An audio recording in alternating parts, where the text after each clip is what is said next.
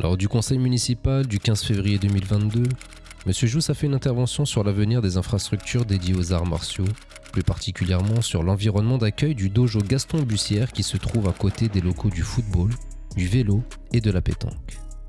Je voulais savoir ce qu'il en est de l'avenir des infrastructures concernant tout ce qui est arts martiaux.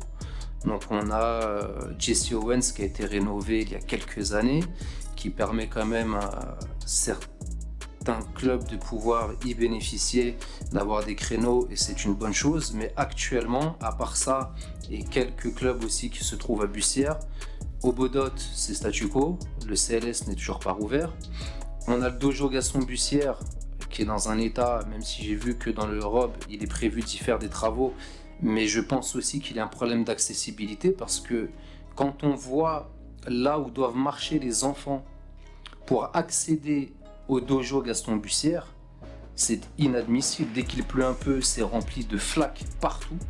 Et quand je dis partout, c'est partout. C'est de la terre, et c'est pas que le dojo, parce qu'il y a le club de foot, il y a le vélo, il y a la pétanque, et tout le monde est logé à la même enseigne. C'est un terrain qui est complètement impraticable, mais les enfants sont obligés de marcher et d'esquiver du mieux qu'ils peuvent les flaques pour accéder à une installation sportive, pour pouvoir pratiquer leur activité, ce qui est très très compliqué pour eux. Donc savoir aussi ce qu'il est prévu de faire là-dessus. Vu qu'aucune réponse précise n'a été accordée à cette interpellation, comme bien souvent malheureusement, nous avons décidé de montrer aux Sevranais les conditions d'accueil extérieur du public à cet endroit, afin de les informer dans un premier temps et éventuellement les mobiliser en vue d'une action concrète de la municipalité à ce sujet. Voici les images prises à différents moments de l'année. Dès qu'il pleut, l'accessibilité aux clubs de foot, vélo, pétanque et au dojo devient très compliquée, voire impossible pour certains.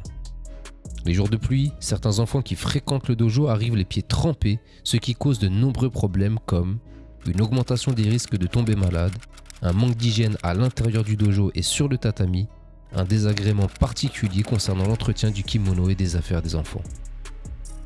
Au-delà de l'hygiène, ce sont également des problèmes de sécurité dont il s'agit.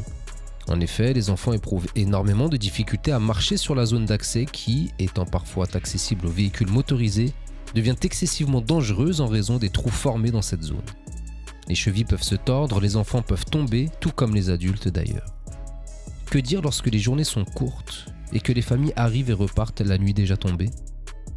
On a vu certains éducateurs tenter d'improviser des accès avec de grandes planches en bois, mais cela ne peut en aucun cas être une solution ni temporaire ni durable. Certains enfants ont malheureusement cessé de venir lors des séances hivernales, le risque et les inconvénients étant trop élevés au goût de leurs parents. Quand on prétend vouloir accueillir l'ensemble des sportifs sevranais dans des conditions dignes, on ne peut laisser la situation ainsi perdurer.